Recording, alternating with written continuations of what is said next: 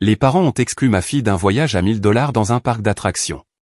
Les enfants par alliance ne comptent pas, a-t-elle pleuré, en regardant ses frères et sœurs faire leurs valises. Je suis resté calme, et j'ai appelé ma banque. Le lendemain matin, je me suis réveillé au son de ma mère, qui tambourinait frénétiquement à ma porte. Le bruit des sanglots de ma fille de 8 ans, dans sa chambre, me transperçait comme un couteau.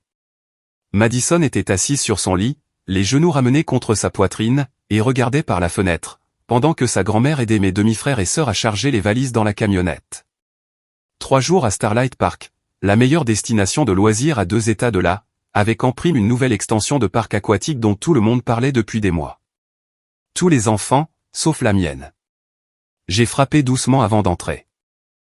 Madison a levé vers moi des yeux rouges et gonflés, qui ont brisé quelque chose de fondamental au fond de ma poitrine. Elle avait été si excitée, lorsque grand-mère Ruth avait mentionné le voyage pour la première fois, 6 semaines plus tôt, lors du dîner du dimanche. Elle avait entouré la date sur son calendrier avec un feutre violet, barrant chaque jour qui passait. Pourquoi grand-mère ne veut-elle pas que j'y aille? Sa voix est sortie, faible et brisée. Je me suis assise à côté d'elle sur le lit, la serrant contre moi. Par la fenêtre, je pouvais voir ma mère diriger la circulation, tandis que mon beau-père, Kenneth, chargeait des glacières dans le coffre. Ma demi-sœur, Britney, 16 ans, prenait des selfies près de la camionnette.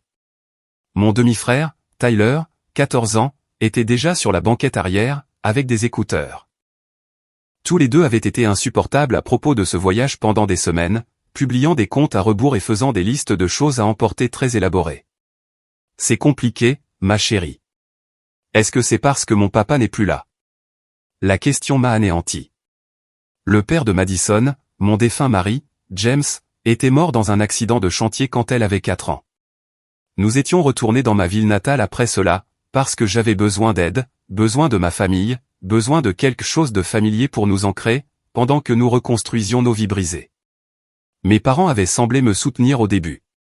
Ma mère avait choyé Madison, loué ses projets artistiques, assisté à ses concerts d'école. Mais les choses avaient changé après que ma mère a épousé Kenneth, il y a 2 ans. Soudain, il y avait de nouveaux petits-enfants, de vrais petits-enfants, selon les conversations chuchotées que je n'étais pas censé entendre. Les enfants de Kenneth, issus de son précédent mariage, sont devenus la priorité. Madison est passée de petite fille adorée à un ajout gênant, le rappel de mon premier mariage qui ne cadrait pas tout à fait avec leur vision de famille recomposée. Kenneth n'était pas mon beau-père au sens propre. J'étais une femme adulte avec un enfant à moi quand il a épousé ma mère, mais il agissait certainement comme s'il avait autorité sur nos décisions familiales. Ton papa voudrait que tu saches que tu es parfaite, exactement comme tu es. Par la fenêtre, j'ai regardé ma mère revenir vers la maison. J'ai embrassé le front de Madison, et je suis descendu pour l'intercepter dans la cuisine. Elle cochait des articles sur une liste imprimée, ses lunettes de lecture perchées sur son nez. Madison est vraiment blessée, dis-je sans préambule. Ma mère n'a pas levé les yeux de sa liste. Je t'ai expliqué cela la semaine dernière, Emily. Les billets sont chers, et c'est Kenneth qui paie pour ses enfants. Il ne serait pas juste de lui demander de payer aussi pour Madison. Tu pourrais payer pour elle, ou je pourrais payer son billet. Les chambres d'hôtel sont déjà réservées. 2 chambres, 2 enfants par chambre, avec nous. Le calcul ne fonctionne pas, j'ai senti ma mâchoire se crisper. Tu pourrais prendre une autre chambre. Tu pourrais trouver une solution si tu le voulais. Finalement, elle a levé les yeux, et son expression était froide, détachée. Emily, j'aime Madison, mais elle n'est pas la petite fille de Kenneth. C'est un voyage pour ses petits-enfants. Ce n'est pas personnel. C'est ta petite fille. Et je la vois tout le temps. Britney et Tyler partagent leur temps entre 2 foyers. Ce voyage est spécial pour eux. La rationalisation était si fluide, si rodée, que je savais qu'elle avait répété cette conversation. Ma mère avait toujours été douée pour faire passer la cruauté pour de la raison. En grandissant, elle avait perfectionné l'art des remarques acerbes, livrées avec un sourire, du favoritisme déguisé en équité. Elle a 8 ans, et elle est en haut, en train de pleurer, parce que sa grand-mère l'exclut d'un voyage en famille. Ma mère a posé sa liste avec un soupir d'exaspération. Tu es dramatique. Madison comprendra quand elle sera plus âgée. Les enfants par alliance ne comptent pas de la même manière dans ces situations. C'est juste la réalité. Les mots flottaient dans l'air entre nous. Les enfants par alliance ne comptent pas, peu importe que Madison ne soit même pas une enfant par alliance. C'était une petite fille biologique. Peu importe que ce soit une enfant qui avait déjà perdu son père, et qui apprenait maintenant que l'amour de sa grand-mère était soumis à des conditions. Je suis sorti de la cuisine sans un mot de plus. Ma mère m'a appelé, disant quelque chose sur le fait de ne pas être déraisonnable, mais je montais déjà les escaliers pour retourner dans la chambre de Madison. Elle était maintenant allongée sur son lit, le visage enfoui dans son oreiller. Le poids du moment m'a écrasé. Ce n'était pas la première fois que ma mère montrait une préférence pour les enfants de Kenneth, mais c'était la plus flagrante. À Noël dernier, Britney et Tyler avaient chacun reçu des cadeaux somptueux, des ordinateurs portables neufs et des vêtements de marque, tandis que Madison avait eu un kit de bricolage générique, acheté en solde. Ma mère s'en était sortie en disant que Kenneth avait contribué aux cadeaux de ses enfants, sous-entendant que j'aurais dû faire de même si je voulais que Madison reçoive des cadeaux équivalents. Puis, il y a eu le récital de danse de Madison en avril. Ma mère avait confirmé sa présence, l'avait même noté sur son calendrier devant nous. Mais le matin du spectacle, elle a appelé pour annuler. Kenneth emmenait Britney visiter un campus universitaire à 3 heures de route, et ma mère avait décidé de les accompagner. Elle a promis d'assister au prochain récital, mais le mal était fait. Madison avait balayé le public du regard pendant sa performance, cherchant le visage de sa grand-mère, et j'ai vu son expression s'effondrer quand elle a réalisé que le siège restait vide.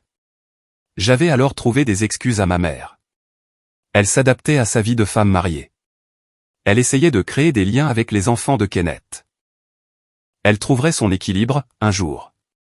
Mais debout dans cette cuisine, en l'entendant prononcer ces mots à voix haute, les enfants par alliance ne comptent pas, a brisé toute illusion à laquelle je m'accrochais encore, concernant ses intentions. Et si on vivait notre propre aventure ce week-end, ai-je suggéré, en gardant une voix légère malgré la rage qui couvait sous ma peau. On pourrait aller à ce nouveau parc de trampoline dont tu as parlé. Peut-être faire une soirée pyjama dans le salon, avec des films et des pizzas. Madison s'est légèrement redressée. Vraiment? Juste entre filles? Vraiment. On en fera quelque chose de spécial. Elle a réussi à un petit sourire, bien que la douleur persistât dans ses yeux. Je l'ai aidé à choisir un film dans sa collection, puis je suis allé dans ma chambre et j'ai fermé la porte. Mes mains tremblaient en sortant mon téléphone. Depuis 3 ans, j'avais été la personne responsable. Après la mort de James, le capital de son assurance vie et l'indemnité de l'entreprise de construction avaient été substantiels. J'en avais investi la majeure partie pour l'avenir de Madison, mais j'avais aussi créé une fiducie pour ma mère, après son mariage avec Kenneth. Ma mère avait été diagnostiquée avec la maladie de Parkinson à un stade précoce, il y a 5 ans, et les médicaments étaient chers, même avec une assurance. Le revenu de Kenneth, en tant que directeur régional, était correct, mais pas suffisant pour couvrir les frais médicaux croissants, surtout après qu'il a assumé des obligations de pension alimentaire pour Britney et Tyler. Mon père était mort quand j'avais 12 ans, d'une crise cardiaque soudaine qui avait dévasté notre petite famille. Ma mère avait cumulé 2 emplois pour nous maintenir à flot, et je me souvenais de ces années de vache maigre avec une clarté douloureuse. Quand on lui a diagnostiqué la maladie de Parkinson, j'ai su que je devais l'aider. Après son mariage avec Kenneth, il est devenu clair que son revenu était très sollicité entre 2 foyers. La fiducie m'avait semblé être la bonne chose à faire, une façon d'honorer à la fois ses sacrifices et la mémoire de James. Il avait toujours été généreux, pensant toujours à la façon d'aider les autres. La fiducie finançait ses rendez-vous chez le neurologue, ses séances de kinésithérapie, et son traitement médicamenteux de plus en plus coûteux. Sans cela, elle aurait dû compter entièrement sur le revenu de Kenneth et ses maigres allocations d'invalidité. Le calcul n'était pas en sa faveur. Je le savais quand je l'ai mise en place, je l'avais conçu spécifiquement pour lui apporter sécurité et tranquillité d'esprit. J'avais placé $50 000 dans une fiducie, structurée pour verser $2 000 par mois, afin de couvrir ses frais de médicaments et de thérapie. C'était ma façon de m'assurer que ma mère serait prise en charge, mon geste d'amour et de responsabilité en tant que sa fille. Mais assise là, dans ma chambre, en pensant au visage de Madison baigné de larmes, quelque chose en moi s'est durci. Ma mère avait fait un choix sur qui comptait dans sa hiérarchie familiale. Il était peut-être temps qu'elle comprenne que les choix ont des conséquences. Les enfants par alliance ne comptent pas. J'ai ouvert mon application bancaire et je suis allé dans la section de gestion de la fiducie. Mon avocat, Gerald Chinson, m'avait aidé à mettre en place la structure. Il avait été le colocataire de James à l'université, et s'était occupé de la planification de notre succession après l'accident. Je lui ai envoyé un texto, j'ai besoin de discuter de la fiducie pour ma mère. Disponible demain matin. Sa réponse est arrivée en quelques minutes, 9 heures à mon bureau. Parfait. J'ai passé la soirée à faire du popcorn et à regarder des films d'animation avec Madison. Elle s'est blottie contre moi sur le canapé, et je lui ai caressé les cheveux, en me forçant à sourire pendant le générique. Dehors, j'ai entendu la camionnette quitter l'allée. Ma mère n'avait même pas frappé pour dire au revoir. Après que Madison s'est endormie, je suis resté éveillé à faire des recherches. J'ai ouvert les documents de la fiducie sur mon ordinateur portable et j'ai examiné chaque clause que Gérald avait incluse. Il avait été minutieux, comme toujours. La fiducie comportait des clauses de résiliation spécifiques, y compris des circonstances telles que la rupture de la relation familiale, la disparition du besoin ou la faute du bénéficiaire. À l'époque, je pensais que ces dispositions n'étaient que des protections juridiques, des garanties standards. Je n'aurais jamais vraiment besoin d'invoquer la faute du bénéficiaire. L'expression semblait presque désuète lorsque nous l'avions rédigée, il y a 2 ans.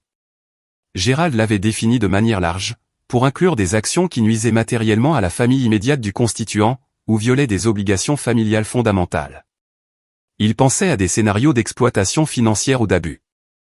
Aucun de nous deux n'avait imaginé que je l'utiliserais parce que ma mère avait exclu ma fille d'un voyage dans un parc d'attractions. Mais plus je lisais, plus je réalisais que cela correspondait. Les actions de ma mère avaient causé une détresse émotionnelle considérable à Madison. Elles avaient violé l'entente implicite selon laquelle la création de cette fiducie reposait sur notre relation familiale étroite et continue, une relation qui incluait Madison en tant que membre à part entière et appréciée. L'exclusion était délibérée, calculée, et justifiée par un langage explicite sur le fait que les enfants par alliance ne comptaient pas. J'ai rédigé un email à Gérald, décrivant la situation. Je l'ai gardé factuel, sans émotion, exposant la chronologie des événements et incluant des captures d'écran de messages textes où ma mère avait balayé mes préoccupations. J'ai appuyé sur envoyer à 1 heure du matin, puis je me suis enfin autorisé à ressentir tout le poids de ce que j'allais faire. Cela allait blesser ma mère, la blesser sincèrement. La maladie de Parkinson était progressive, et sans les fonds de la fiducie, elle ferait face à des choix impossibles sur les traitements à poursuivre et les médicaments à sauter. Le salaire de Kenneth pouvait couvrir leurs dépenses de base et certains frais médicaux, mais les médicaments spécialisés et les séances de thérapie, qui coûtaient près de $3 000 par mois, seraient hors de portée. Une partie de moi se sentait cruelle, ne serait-ce que d'envisager cette action, mais une autre partie, celle qui avait tenu ma fille en sanglots et lui avait expliqué pourquoi sa grand-mère ne voulait pas d'elle en voyage, était absolument certaine que c'était nécessaire. Ma mère devait comprendre que Madison n'était pas optionnelle, pas secondaire, pas une enfant par alliance qui ne comptait pas. Elle était ma fille, ma priorité, et quiconque ne pouvait pas la traiter avec une décence et une inclusion de base en subirait les conséquences. J'ai pensé à James, à ce qu'il dirait s'il était là.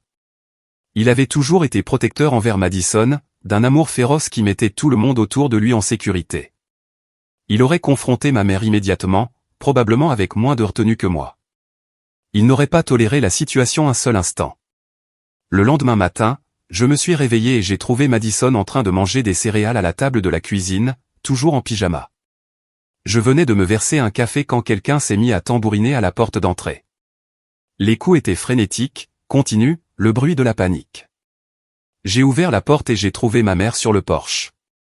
Son visage était pâle, et ses mains tremblaient plus que d'habitude. Kenneth se tenait derrière elle, le téléphone collé à l'oreille, l'air furieux. « Que as-tu fait » a exigé ma mère en me bousculant pour entrer dans la maison. « Bonjour à toi aussi. Ne joue pas à ça avec moi, Emily. J'ai reçu une notification de la pharmacie disant que mon ordonnance ne peut pas être renouvelée. Mon compte affiche un solde de 0. Que as-tu fait ? J'ai pris une longue gorgée de mon café. Madison avait arrêté de manger, sa cuillère figée à mi-chemin de sa bouche. Je lui ai souri pour la rassurer avant de me retourner vers ma mère. J'ai dissous la fiducie. Le visage de ma mère est passé du pâle au cramoisi. Tu ne peux pas faire ça. Cet argent est pour mes médicaments. En fait, si. Gérald m'a aidé à la mettre en place avec une clause de révocation. Je l'ai rencontré hier matin et j'ai signé les papiers de dissolution.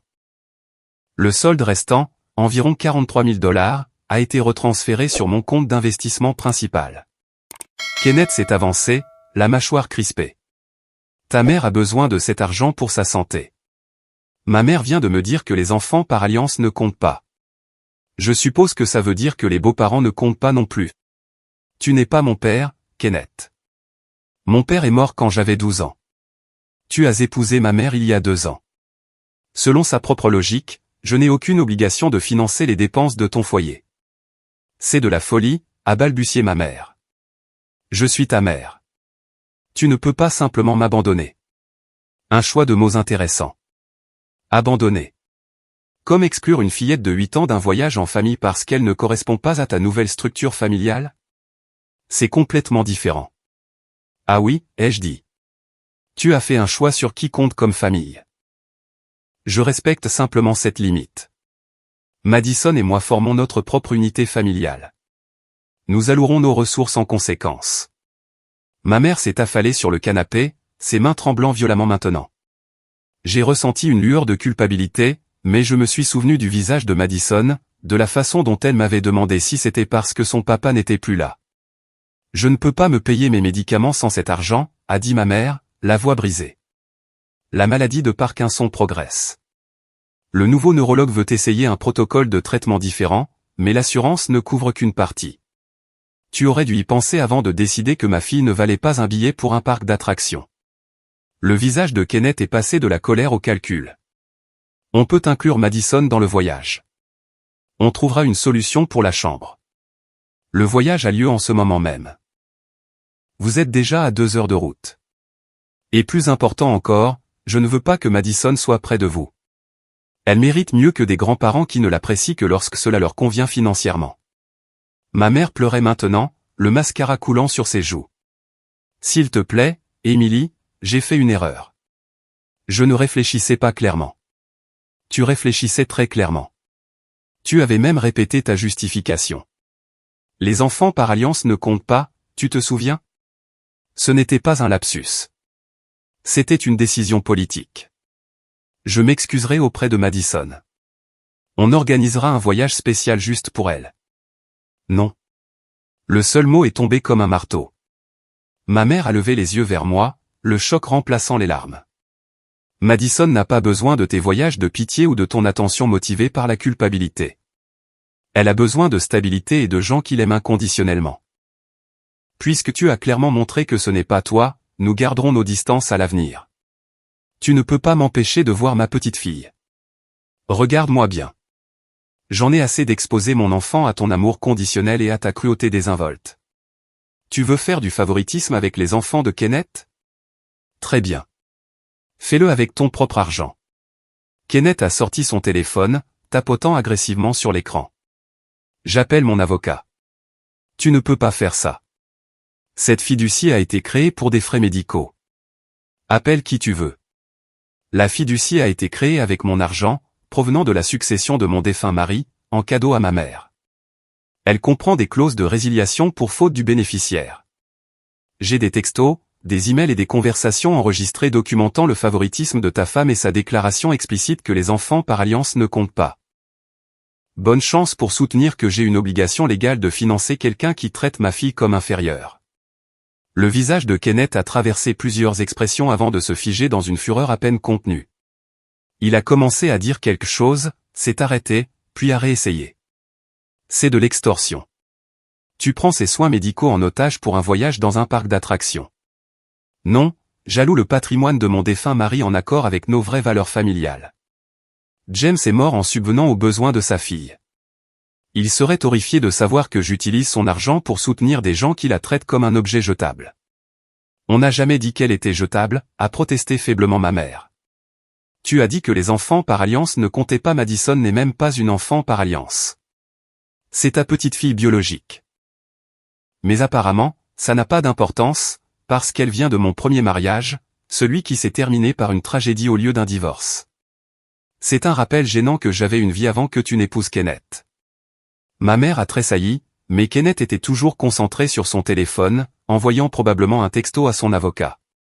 Je me demandais ce qu'il espérait accomplir. La loi était claire à ce sujet. Je n'avais aucune obligation légale de soutenir financièrement ma mère. La fiducie avait été volontaire, établie par amour et par sollicitude. Ces deux émotions étaient maintenant sérieusement remises en question. Tu le regretteras, a dit Kenneth en levant les yeux de son téléphone. Quand la santé de ta mère se détériorera, quand elle ne pourra plus se permettre ses traitements, tu devras vivre en sachant que c'est toi qui l'as causé. Non, c'est vous qui devrez vivre en sachant que votre insistance à exclure ma fille l'a causé. C'est vous qui avez poussé pour cette organisation de voyage. C'est vous qui avez convaincu ma mère que vos enfants méritaient un traitement de faveur. Vous avez créé cette situation, et maintenant vous faites face aux conséquences financières de vos choix. Ma mère s'est levée brusquement, vacillant légèrement. Je pourrais tomber. Je pourrais me blesser. Si je ne peux pas me permettre mes médicaments, mon état va se détériorer. Alors je te suggère, à toi et à Kenneth, d'ajuster votre budget. Annulez le voyage à 1000 $ au parc d'attractions. Réduisez les dépenses de danse de compétition de Britney. Vendez le bateau de Kenneth. Il y a des options qui n'impliquent pas mon argent. Ce bateau, c'est pour les moments en famille. Et voilà. Les moments en famille, pour les membres de ta famille préférée. Ceux qui comptent. Le silence s'est étiré, lourd et étouffant. Madison avait abandonné ses céréales et regardait depuis l'embrasure de la porte de la cuisine, les yeux grands ouverts. Je me suis approché et j'ai passé mon bras autour de ses épaules. Madison et moi avons des projets aujourd'hui. Vous devriez probablement reprendre la route si vous voulez retrouver Britney et Tyler. Je suis sûr qu'ils se demandent où vous êtes. Ma mère a ouvert la bouche, l'a refermée. L'a rouverte. Finalement, elle a regardé Madison, et quelque chose dans son expression s'est adouci. Madison, ma chérie, je suis désolé. Mamie a fait une erreur. Madison s'est serrée contre moi. Elle n'a pas répondu, se contentant de fixer la grand-mère qui lui avait brisé le cœur. Kenneth a attrapé le bras de ma mère. Viens, Ruth. On réglera ça plus tard. Ils sont partis, et j'ai fermé la porte derrière eux. Madison m'a regardé avec des yeux perplexes. Pourquoi est-ce que mamie pleurait? Parfois, les gens sont contrariés quand ils doivent faire face aux conséquences de leur choix. On va toujours au parc de trampoline? Absolument. Les jours suivants ont été d'un calme bienheureux. Ma mère a appelé 17 fois. Je n'ai répondu à aucun de ses appels. Kenneth a envoyé une série de textos de plus en plus agressifs, menaçant de poursuites judiciaires. Je les ai tous transférés à Gérald, qui m'a assuré qu'il n'avait aucune base légale.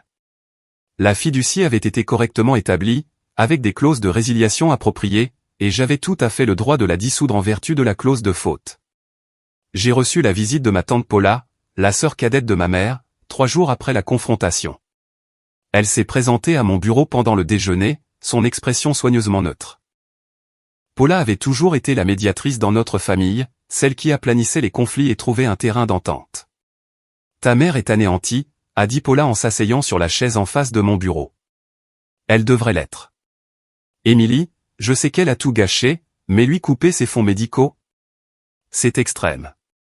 J'ai posé mon sandwich et j'ai regardé ma tante droit dans les yeux. T'a-t-elle dit ce qu'elle a dit? T'a-t-elle expliqué pourquoi Madison n'était pas invitée au voyage? Paula s'est agitée, mal à l'aise. Elle a dit que c'était compliqué. Quelque chose à propos de l'organisation des chambres et des enfants de Kenneth. Elle a dit, les enfants par alliance ne comptent pas. Ce sont ses mots exacts. Elle m'a regardé dans les yeux et m'a dit que ma fille, sa petite fille, ne se qualifiait pas comme une vraie famille, parce qu'elle est issue de mon premier mariage. Le visage de Paula est devenu pâle. Elle a vraiment dit ça? Oui, et ce n'est pas le premier incident, ai-je poursuivi. C'est juste le plus flagrant. Madison a été progressivement rétrogradée dans la hiérarchie familiale depuis que maman a épousé Kenneth. Des cadeaux plus modestes à Noël, des récitals oubliés, exclus des photos de famille à la fête des 16 ans de la fille de Kenneth. J'ai continué à trouver des excuses, à me dire que maman s'adaptait à son nouveau mariage. Mais ce voyage a tout clarifié, Madison n'est pas une priorité. C'est, au mieux, une pensée après coup. Paula s'est frotté les tempes. Je ne savais pas que c'était aussi grave. Parce que ta mère présente ça comme une fixation de limites raisonnables, ou un traitement équitable de tous les petits-enfants. Mais ce n'est pas juste. Britney et Tyler ont 2 paires de grands-parents impliqués. Madison moi, et une grand-mère qui la traite comme une obligation. A corrigé doucement Paula. En fait, au passé. Alors, tu en as juste fini? Aucune chance pour elle de se racheter? Je me suis penché en arrière sur ma chaise. Je suis ouverte à un changement réel. Pas des excuses, pas des promesses, mais un changement de comportement concret, sur la durée. Si maman veut prouver que Madison compte pour elle, elle peut le faire sans mon argent. Et si elle ne peut pas se donner la peine de changer sans incitation financière, alors elle n'a jamais vraiment accordé de valeur à Madison. Paula a hoché la tête lentement. C'est juste, en fait. Dur, mais juste. Je suis fatigué de protéger Madison des gens qui sont censés l'aimer. James est mort, et elle a perdu son père. Elle ne devrait pas avoir à perdre sa grand-mère aussi. Mais pas comme ça. Pas avec des conditions, des hiérarchies, et des rappels constants qu'elle n'est pas tout à fait assez bien. Ma tante a tendu la main sur le bureau et a serré la mienne. Tu es une bonne mère, Emily. Madison a de la chance de t'avoir.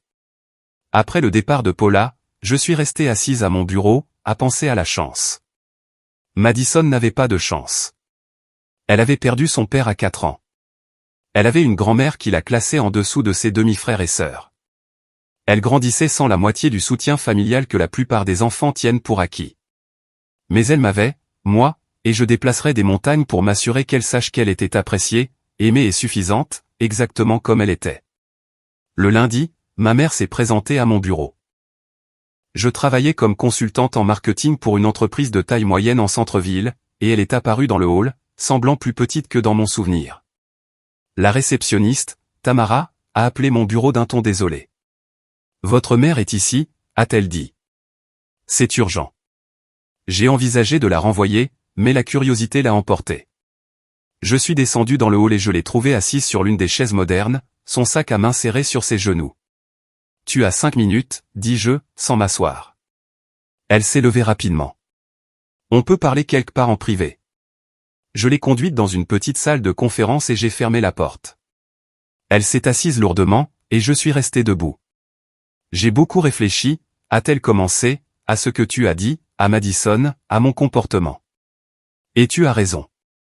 Je l'ai traité différemment depuis que j'ai épousé Kenneth. Je me suis dit que c'était une question d'équité, de ne pas favoriser un groupe de petits-enfants par rapport à un autre. Mais en réalité, j'essayais tellement de construire cette nouvelle famille avec Kenneth que j'ai mis de côté la famille que j'avais déjà. J'ai croisé les bras. Madison n'est pas un lot de consolation. Ce n'est pas quelque chose que tu peux prendre et laisser, en fonction de ta situation amoureuse du moment. Je sais. Je le vois maintenant. Quand Kenneth et moi sommes rentrés à l'hôtel ce premier soir, Britney a demandé où était Madison. Elle était confuse, ne comprenant pas pourquoi elle n'était pas invitée. J'ai réalisé que je n'avais même pas demandé à Britney et Tyler s'ils voulaient de leur cousine. J'ai simplement supposé que Kenneth voulait que ce soit seulement ses enfants. Et toi? Ma mère a baissé les yeux sur ses mains. Non. Kenneth l'a suggéré, et j'ai suivi. Il a dit que ce serait plus simple, moins compliqué. Il s'inquiétait des dépenses. Je l'ai laissé prendre cette décision, parce que je ne voulais pas faire de vagues dans notre nouveau mariage. Donc, tu as sacrifié les sentiments de ta petite fille pour rendre ton mari heureux. Oui, dit-elle doucement. Et c'était mal. Je le vois maintenant. Mais Emily, j'ai besoin de ce médicament. Les tremblements s'aggravent. J'ai dû arrêter de conduire la semaine dernière, parce que je ne pouvais pas faire confiance à mes mains sur le volant. Pour la première fois, j'ai senti la colère se fissurer légèrement. Ma mère avait l'air sincèrement effrayée, sincèrement pleine de remords. Mais je savais aussi que la peur des conséquences n'était pas la même chose qu'une compréhension sincère. Qu'aurais-tu fait si je n'avais pas eu d'argent? Ai-je demandé. Si James ne nous avait pas laissé cette indemnité, si j'avais eu du mal à payer mes propres factures, aurais-tu mieux traité Madison? Ou aurait-elle simplement été la pauvre petite fille que tu te sentais obligé de tolérer? Ma mère a tressailli. Je ne sais pas. Peut-être que j'aurais fait des choix différents. Peut-être pas au moins, c'est honnête. Je veux réparer ça. Dis-moi comment réparer ça. J'ai tiré une chaise et je me suis assise en face d'elle. Tu ne peux pas le réparer. Pas rapidement, en tout cas. Madison te faisait confiance, et tu as brisé cette confiance. Tu l'as regardée dans les yeux et tu lui as dit qu'elle n'était pas assez bien pour être incluse dans tes activités familiales. Ce genre de dommage ne guérit pas parce que tu réalises soudainement que tu as besoin de quelque chose de moi. Alors quoi? Tu vas juste me couper les vivres? Me laisser me détériorer? J'examine mes options. Mais voici ce que je sais avec certitude, tout soutien financier que je fournirai à l'avenir sera lié à un changement de comportement sincère, pas seulement à des mots. Et Madison passe en premier, toujours. Si je soupçonne ne serait-ce qu'un instant que tu fais la gentille pour obtenir de l'argent, tout en la traitant toujours comme inférieure, c'est fini, définitivement. Ma mère a hoché la tête lentement. À quoi ressemblerait un changement de comportement pour toi? Une thérapie. Une thérapie familiale, plus précisément, toi, moi, Madison, et un professionnel qui peut t'aider à gérer cette situation. Une thérapie individuelle pour toi, pour que tu comprennes pourquoi tu trouves si facile de faire du favoritisme avec les enfants. Et des actions concrètes, pas des promesses. Je veux te voir donner la priorité à Madison de manière constante, dans le temps, avant d'envisager de rétablir un quelconque soutien financier. Combien de temps? Aussi longtemps qu'il le faudra. Peut-être 6 mois. Peut-être 1 an. Peut-être jamais, si tu ne peux pas vraiment changer. Elle avait l'air abattue, mais elle a hoché la tête. D'accord, je le ferai. Quoi qu'il en coûte. Je me suis levé. Je t'enverrai des recommandations de thérapeute. Ton premier rendez-vous doit être pris dans les 2 semaines. Envoie-moi la preuve du rendez-vous. Si tu annules ou si tu ne te présentes pas, on arrête de parler. Ma mère s'est levée aussi, tendant la main comme pour me serrer dans ses bras, puis se ravisant. Merci de me donner une chance. Je ne le fais pas pour toi. Je le fais parce que Madison mérite des grands-parents qui l'aiment vraiment. Si tu peux devenir cette personne, tant mieux. Sinon, nous construirons notre famille avec des gens qui savent déjà aimer inconditionnellement. Au cours des semaines suivantes, ma mère m'a surprise. Elle a pris non pas 1, mais 2 rendez-vous de thérapie par semaine, des séances individuelles et familiales. Elle m'a envoyé les reçus, les confirmations de rendez-vous, et même des notes de séance lorsque son thérapeute a accepté de les partager. Kenneth, à son honneur, a également commencé à assister aux séances. J'ai gardé mes distances pendant le premier mois, observant de loin ma mère faire le travail. Elle a envoyé des cartes à Madison par la poste, ni chères ni élaborées, juste de simples mots lui disant qu'elle pensait à elle. Elle a demandé la permission avant de se présenter, a respecté mes limites, et n'a pas insisté pour avoir plus d'accès que ce que j'étais prête à accorder. La thérapie individuelle semblait forcer ma mère à affronter des schémas qu'elle n'avait, je crois, pas pleinement reconnus auparavant. Selon les notes de séance que son thérapeute a partagées, après 6 semaines, ils exploraient la relation de ma mère avec sa propre mère, ma grand-mère, Dorothy, qui était décédée quand j'avais 16 ans. Apparemment, il y avait des parallèles dont j'ignorais l'existence. Ma grand-mère s'était remariée tard dans la vie avec un homme qui avait des enfants adultes. Ma mère, qui était déjà mariée à mon père à ce moment-là, s'était sentie mise à l'écart lors des rassemblements de vacances et des événements familiaux. Elle avait confié à son thérapeute avoir l'impression de devoir rivaliser pour l'attention de sa propre mère, de voir sa mère donner la priorité aux besoins et aux célébrations de ses demi-frères et sœurs par alliance. L'ironie était presque douloureuse. Ma mère avait vécu exactement ce qu'elle faisait maintenant subir à Madison, et pourtant, elle était tombée dans le même schéma. Les notes du thérapeute indiquaient que cette prise de conscience avait été dévastatrice pour ma mère. Elle avait pleuré pendant toute une séance, lorsqu'elle a enfin fait le lien. Gérald m'a appelé 10 semaines après le début de la thérapie de ma mère. Je reçois des appels de l'avocat de Kenneth, a-t-il dit. Juste du harcèlement, rien de substantiel, mais je voulais te prévenir qu'il ne laisse pas tomber l'affaire tranquillement. De quoi me menace-t-il? Des droits des grands-parents, principalement. Ils prétendent que tu interfères avec une relation établie entre Madison et sa grand-mère. C'est absurde. Légalement parlant, les droits des grands-parents sont notoirement difficiles à établir, surtout lorsque le parent gardien est apte et que l'autre parent de l'enfant est décédé. Tu as une totale discrétion, mais ils essaient de t'intimider. Que me recommandes-tu? Documente tout. Garde une trace des rendez-vous de thérapie de ta mère, de tout contact qu'elle a avec Madison, de toute communication de Kenneth. Si, par hasard, cela arrive devant un tribunal, ce dont je doute, nous voulons un tableau complet. J'ai créé un dossier sur mon ordinateur portable, organisant méthodiquement des captures d'écran, des emails et des notes. Une partie de moi était en colère que Kenneth transforme cela en une bataille juridique. Une autre partie de moi appréciait d'avoir une documentation concrète des efforts de ma mère pour changer. 3 mois après la confrontation, j'ai accepté la première séance de thérapie familiale avec Madison. Ma fille était recroquevillée dans le grand fauteuil, regardant à peine sa grand-mère. La thérapeute, le docteur Vanessa Palmer, était patiente et compétente, créant un espace pour que Madison exprime sa douleur, sans pression pour pardonner. « Je pensais que tu ne m'aimais plus », a dit Madison à un moment donné, sa voix à peine plus qu'un murmure. Le visage de ma mère s'est décomposé. « Oh, ma chérie, je t'aime. J'ai fait des choix terribles, mais je n'ai jamais cessé de t'aimer. Alors pourquoi m'as-tu laissé derrière ?» C'était la question que ma mère avait évitée, et le docteur Palmer ne l'a pas laissé s'en tirer. Ma mère a eu du mal à s'expliquer, parlant d'avoir trop essayé de plaire à Kenneth, d'être retombée dans de vieux schémas de favoritisme de sa propre enfance, d'avoir eu peur de perdre son nouveau mariage. Rien de tout cela n'est la faute de Madison, a souligné doucement le docteur Palmer. Quelle est votre responsabilité ici? Mettre Madison en premier, a dit doucement ma mère. M'assurer qu'elle sache qu'elle est appréciée et aimée, quelle que soit ma relation avec Kenneth. Nous avons eu 6 autres séances au cours des 2 mois suivants. Lentement, prudemment, Madison a commencé à s'adoucir. Ma mère s'est montrée constante, a apporté des cadeaux attentionnés qui reflétaient une réelle attention aux intérêts de Madison, et a commencé à planifier des activités en tête-à-tête. Elle a emmené Madison à des cours d'art, au musée pour enfants, au jardin botanique. J'ai observé attentivement, à la recherche de signes que c'était pour la forme, qu'elle ne faisait que cocher des cases pour récupérer son argent. Mais quelque chose chez ma mère avait véritablement changé.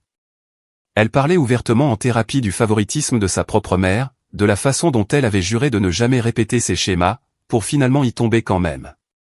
Kenneth est venu chez nous pour s'excuser directement auprès de Madison. Il s'est agenouillé à sa hauteur et a parlé simplement. « J'ai fait choisir à ta grand-mère entre me rendre heureux et te rendre heureuse. C'était mal. Tu mérites mieux. » Britney et Tyler ont également pris contact. Ils ont appelé Madison en vidéo et se sont excusés de ne pas s'être exprimés lors de la planification du voyage. Britney a envoyé un colis avec des bracelets d'amitié qu'elle avait fabriqués. Tyler a envoyé une peluche de la boutique de cadeaux du parc d'attractions. 5 mois après cette confrontation matinale, je me suis assise avec Gérald pour discuter de la situation de la fiducie. Les factures médicales de ma mère s'accumulaient, et je pouvais voir la tension sur son visage lors de nos dîners hebdomadaires. Le changement de comportement semble sincère, a observé Gérald. Mais tu dois te protéger, toi et Madison, légalement. Si tu rétablis la fiducie, nous devrions ajouter des conditions spécifiques. Nous avons rédigé un nouvel accord de fiducie. Celui-ci incluait des séances de thérapie familiale mensuelles obligatoires, l'exigence que Madison soit incluse dans tous les grands événements familiaux, sauf si elle choisissait de ne pas y assister, et une clause stipulant que tout favoritisme ou exclusion future entraînerait une résiliation immédiate. De plus, le versement mensuel a été réduit à 1500 $ au lieu de 2000 $, la différence étant versée sur un compte séparé pour l'avenir de Madison. J'ai présenté les conditions à ma mère autour d'un café, chez elle. Elle les a lues attentivement, et je l'ai regardé assimiler chaque condition. C'est juste, a-t-elle finalement dit. Plus que juste, compte tenu de ce que j'ai fait. Si tu violes l'une de ces conditions, la fiducie est dissoute de façon permanente. Pas de seconde chance. Je comprends. Elle a signé les documents, et je les ai fait notarier. En une semaine, la pharmacie a appelé pour confirmer que ses ordonnances étaient de nouveau couvertes. Ma mère a pleuré en m'appelant pour me remercier. 6 mois plus tard, nous avons organisé la fête du 9e anniversaire de Madison chez nous. Ma mère et Kenneth sont arrivés tôt pour aider à installer les décorations. Britney et Tyler sont venus avec des cadeaux attentionnés et ont joué à des jeux avec les plus jeunes. Quand est venu le moment de chanter « Joyeux anniversaire », ma mère s'est tenue à côté de Madison, son bras autour de ses épaules, toutes deux souriant au nombre ridicule de bougies que j'avais entassées sur le gâteau. Plus tard, après le départ des invités et que Madison était à l'étage en train de jouer avec ses nouveaux jouets, ma mère et moi avons nettoyé les papiers cadeaux et les assiettes. « Merci », dit-elle doucement, « de ne pas avoir renoncé à moi. Je ne l'ai pas fait pour toi. Je l'ai fait pour Madison. » Je sais, mais quand même. Tu aurais pu simplement partir. Tu en avais parfaitement le droit. J'ai noué un sac poubelle et je l'ai regardé. Madison a perdu son père. Elle n'avait pas besoin de perdre sa grand-mère aussi. Mais elle avait besoin d'une grand-mère qui l'appréciait vraiment, pas d'une qui la considérait comme facultative. Je la vois maintenant, a dit doucement ma mère. Je la vois vraiment. Elle est remarquable. Elle l'a toujours été. C'est juste que tu ne faisais pas attention. Ma mère a hoché la tête, acceptant le reproche. J'essaie de faire mieux chaque jour. C'est tout ce qu'on peut demander. Nous avons fini de nettoyer dans un silence complice. Par la fenêtre, je pouvais voir Kenneth apprendre à Madison et Tyler à lancer un ballon de football dans le jardin. Le rire de Madison flottait par la fenêtre ouverte, sincère et libre. On dit parfois que les liens du sang sont plus forts que tout, mais la phrase complète est en fait, le sang de l'alliance est plus épais que l'eau de la matrice. La famille que nous choisissons, les liens que nous forgeons par l'engagement et le respect, comptent plus que les connexions génétiques. Ma mère avait appris cette leçon à la dure, et cela lui avait coûté cher. Mais elle l'avait apprise. C'est ce qui comptait. Madison est entrée en courant, en sueur et essoufflée. « Maman, mamie, vous m'avez vu attraper le ballon ? Je l'ai attrapé 3 fois. » Ma mère l'a prise dans ses bras, avec ses tremblements et tout. « J'ai vu, ma chérie. Tu as été incroyable. » Madison rayonnait, en sécurité dans l'affection de sa grand-mère. Cette fois, je savais que c'était réel. Il avait fallu des conséquences financières et des mois de thérapie, mais ma mère avait enfin compris ce que j'essayais de lui dire depuis le début. Famille ne rime pas avec commodité, nouveau mariage ou compte à régler. Il s'agit d'être présent, de manière constante, inconditionnelle, surtout pour les enfants qui dépendent de nous pour se sentir valorisés. Et si vous ne pouvez pas faire ça, alors vous ne méritez pas le privilège d'être appelé famille.